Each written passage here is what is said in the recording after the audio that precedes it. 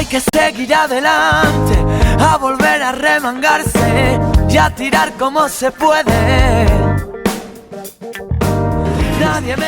Si hablamos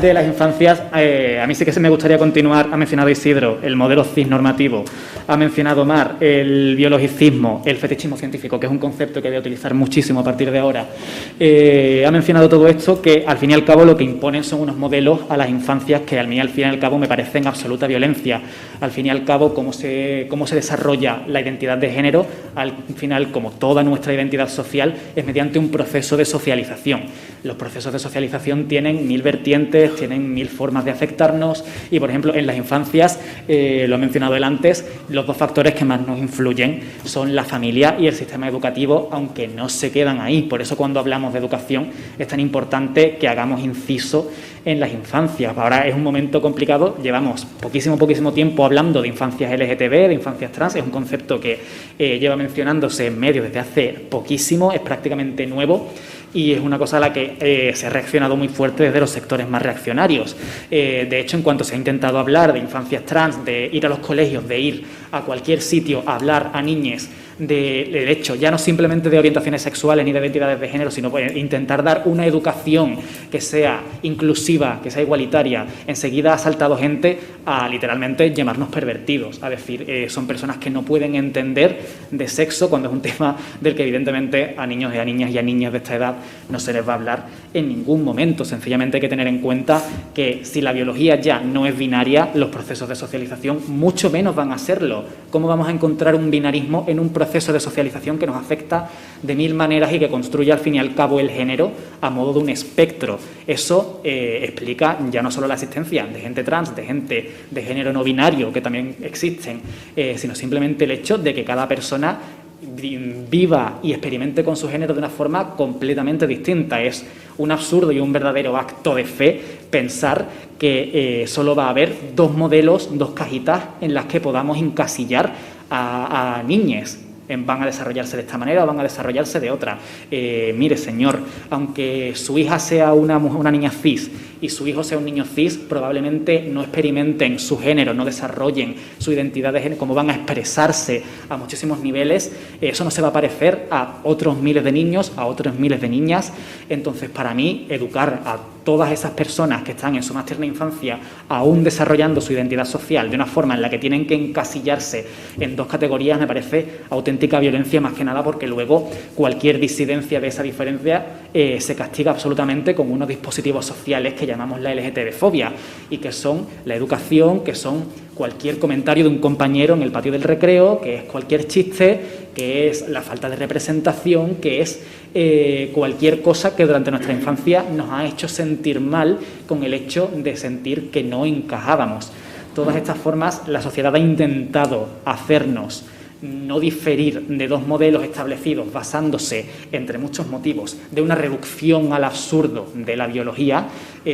Hay dos tipos de genitales, pues bueno, según este genital u otro, vamos a basar un sistema completo de roles, de comportamientos, de expectativas que se ponen a una persona, que las expectativas al final marcan mucho cómo vas a vivir durante toda tu vida. La sociedad ha decidido utilizar esos dispositivos sociales, que es la LGTB-fobia, para intentar dirigirnos por dos caminos únicos e intentar así que no nos salgamos de un molde, cuando realmente lo que deberíamos estar intentando desde hace mucho tiempo es que la actuación de esos dispositivos concretos desaparezca por completo. Se ha dirigido de forma completamente equivocada cómo se nos está manejando, cómo estamos manejando la educación de niñas desde el inicio de los tiempos. Y ese es la verdadera ideología. Al final, la cis-heteronorma es una ideología. Ese es el auténtico dogma. Cada vez que nos acusan de que cuando vamos a dar charlas a colegios, a personas que están en plena formación, se nos acusa de que estamos intentando crear un dogma, de que estamos intentando llevar una ideología de género que les llaman en los medios más conservadores. La auténtica ideología y el auténtico dogma que se ha intentado introducir siempre a las personas más pequeñas desde que están desarrollándose es esa cis-heteronorma que no se sostiene de ninguna manera ni en la biología ni en ningún tipo de de ciencia de este tipo. Ha sido una reducción al absurdo que se ha hecho y que se ha mantenido durante años y que ahora que estamos intentando, bueno, ahora no, desde hace muchísimo tiempo, pero estamos intentando destruirla desde esa raíz que es la educación, se nos está atacando. La medida más obvia es la del PIN parental, que no lo hemos dicho con palabras, pero sí hemos hecho un poco referencia a ella y a esa ilusión de que estamos dejando la educación de niñas en las manos de sus padres porque debe quedarse ahí. Recuerdo, los dos agentes de socialización más importantes en la infancia son la educación y la familia.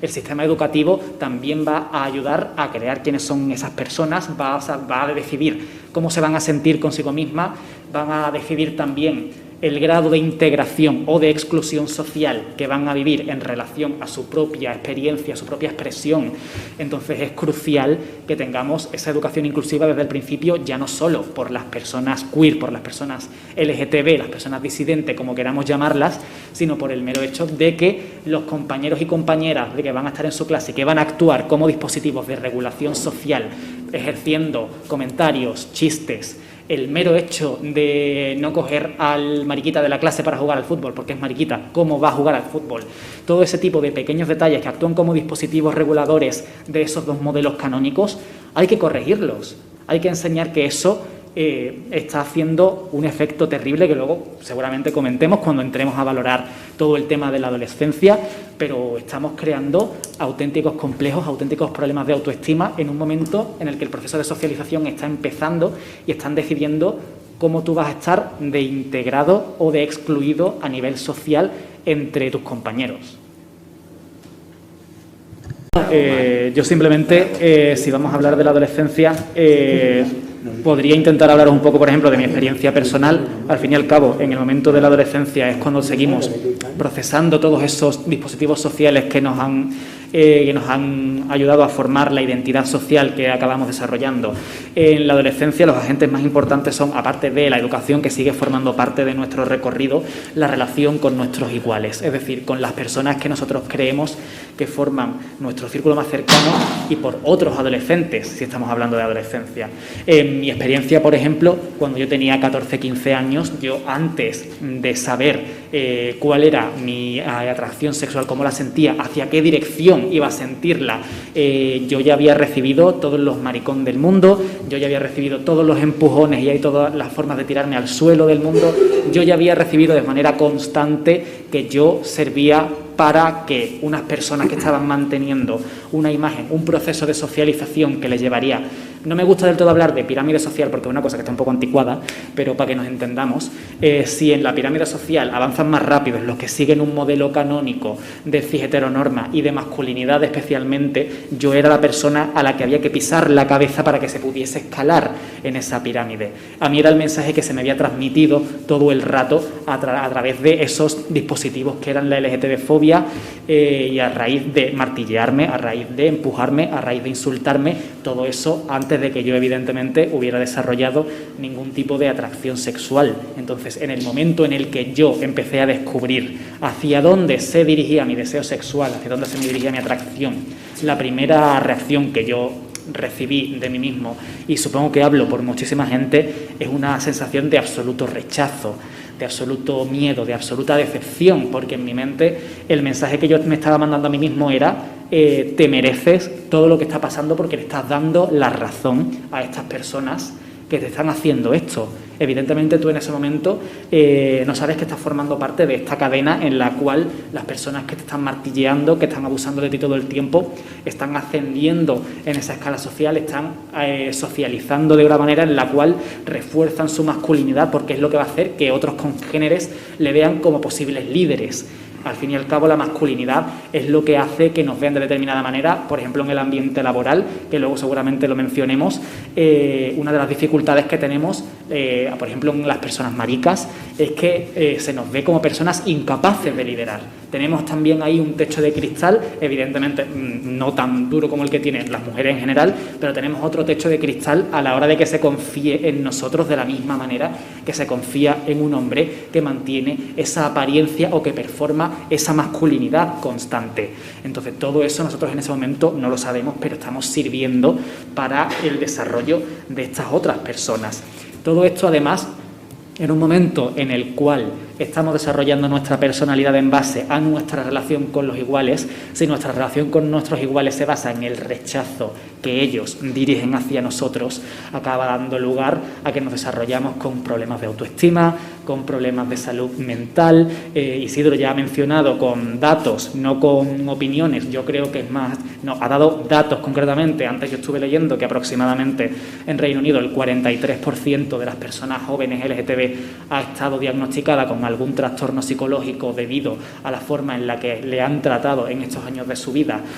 También ha mencionado los porcentajes de intentos de suicidio, que especialmente en la comunidad trans, a mí me parece que no sé cómo nos tenemos todas las alarmas saltadas, yo no sé cómo esto no se está tratando en gabinetes de urgencia absoluta, es absolutamente bestial. Y incluso a las personas, que dentro de lo que cabe tenemos más visibilidad, porque al fin y al cabo los maricas, la G del colectivo, ha fagocitado mucho la visibilidad del resto de letras, por desgracia, es una cosa que habría que ir solucionando poco a poco, por supuesto. Incluso en esa letra hemos desarrollado conductas reprobables de abuso entre nosotros mismos y que encima la gente ha acabado por culparnos a nosotros mismos de eso. Antes Marca mencionaba las musculocas, que es un término que a mí me encanta, y esa forma que tienen muchos hombres gays, muchos hombres bisexuales, de intentar adaptar su cuerpo, su imagen y su conducta a ese modelo heterosexual que poco a poco ha ido abriéndose un poquito más, pero no demasiado, y que ellos sienten que les está incluyendo. Entonces ellos son los que ahora necesitan pisarle la cabeza a otro para intentar escalar un poquito y escapar a ese odio que se nos está dirigiendo constantemente. Ese es el motivo por el cual existe también la plumofobia que se mencionaba al inicio del debate. Ese odio a las personas que tienen esa pluma, que deriva también de la misoginia, toda esa transmisoginia, toda esa homofobia, toda esa plumofobia, todo ese odio que sirve para que otros afiancen. Y eso es lo que hace que también dentro del propio colectivo, por desgracia, que es una de las cosas que más tristeza me puede dar a mí, estemos batallando entre nosotros mismos. A mí me produce mucha angustia pensar que los adolescentes de hoy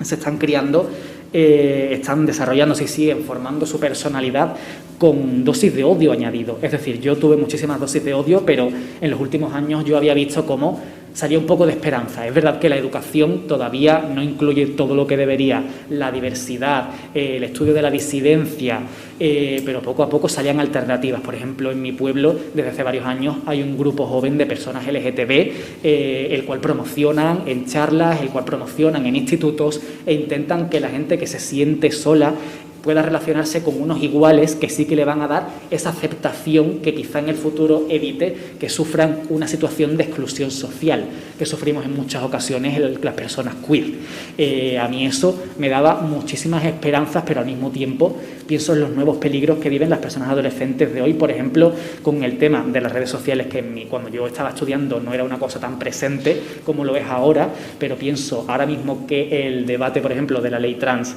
se ha llevado a este extremo en el cual hay una sección de personas que llevan el odio a otro nivel, por desgracia, ya no solo de sectores conservadores, sino por desgracia de sectores que se consideran o piensan así por lo visto, que son progresistas, y ese odio en las redes sociales llega a otro nivel. O sea, yo cada vez que lo veo, además, usuarios de redes sociales, usuarios y usuarias que cuando en su biografía lees, son adolescentes, son prácticamente adolescentes. ¿Cómo va a afectar a la creación, a la solidificación de su personalidad y su identidad social, que no solo sufran el rechazo de sus iguales, sino que directamente reciban decenas, cientos de absolutos mensajes de odio que no tienen justificación ninguna y con los que hay que acabar absolutamente? Eso es algo que me produce pánico por las personas que al fin y al cabo van a ser nuestro futuro. Van a ser el futuro de esta sociedad. Creo que desde luego hay muchísimo trabajo que hacer a nivel educativo, también a nivel legislativo. Tenemos esa ley trans y esa ley LGTBI estatal paradas, por desgracia. Creo que es muy importante que se refuerce la figura del delito de odio, que es una figura que en muchísimas comunidades autónomas ya existe, pero que aún así que exista en un papel no significa que se esté aplicando debidamente. De hecho, recientemente, no sé si ayer o hoy mismo sale la noticia de que dos hombres, agredieron a un chico al grito de maricón Este chico evidentemente les denunció por delito de odio y no solo no han condenado a los agresores, sino que los agresores ahora han denunciado a la víctima por su defensa, por su propia autodefensa. El delito de odio es una figura que necesitamos porque necesitamos que el hecho de, como decía Mar, que la LGTB-fobia, el odio hacia las personas queer, que no sea un atenuante, que sea un agravante. Necesitamos lanzar un mensaje de que está mal agredirnos y el mensaje constante que se lanza desde los medios es que queda impune. Es el mensaje constante que recibe la gente. Entonces, en ese momento, la gente se siente con el derecho absoluto a tratar a las personas pues como está pasando, como vemos en redes sociales a diario, porque piensan que no va a haber ninguna repercusión a sus actos, porque por desgracia es lo que está pasando y es una figura con la que hay que acabar, hay que ejemplificar, hay que castigar, hay que querellarse y hay que seguir reivindicando. No, nada, simplemente, bueno, primero voy a agradecer también a Mar su intervención porque ha sido increíble, ha sido fantástico y cuánto tenemos que aprender de ella y cuánta deuda histórica tenemos también el colectivo LGTB entre nosotros mismos con la comunidad trans en general. Simplemente hacer alusión a eso, a que en la adultez toda la violencia institucional a nivel sanitario que tenemos no desaparece,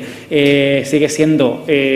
no me cabe en la mente cómo a día de hoy un hombre trans puede tener problemas para tener que ir al ginecólogo, cómo esa violencia se manifiesta día a día, incluso fuera del propio colectivo trans, por ejemplo, a la hora del colectivo marica o de cualquier tipo, a la hora de necesitar un diagnóstico de una posible ITS, cómo se nos hace sentir, cómo se nos mira, cómo se nos trata. Me parece completamente aberrante cómo se nos hace todavía, cómo se nos castiga todo el rato en nuestra adultez. Me parece que tenemos todavía mucho que pedir a nivel legislativo, me parece que tenemos mucho que visibilizar también, por ejemplo, a nivel de las terceras edades LGTB, que son personas que están muy olvidadas. Tenemos, por ejemplo, asociaciones como la Fundación 26 de Diciembre, que hacen un trabajo magnífico, pero es increíble que aún a día de hoy en las residencias, por ejemplo, a una pareja de hombres de tercera edad, a una pareja de mujeres de tercera edad, no les dejen, por ejemplo, compartir habitación, tengan que separarles, que no tengan ni idea, que no estén formadas las personas que tienen que cuidar a estas personas de la mera existencia de las personas trans. Eso es una cosa que hay que cambiar y de la que casi nunca se habla y es un tema que hay que visibilizar. Ya por último, como me piden que sea breve, me ha parecido importantísimo todo lo que ha contado Mar sobre la ley trans, me parece que es algo que tenemos que grabarnos a fuego. Me parece lamentable que a nivel de estrategia comunicativa, que es un poco más el campo en el que yo me muevo, sectores conservadores hayan utilizado la misma estrategia que se ha utilizado con todo el colectivo LGTB en general,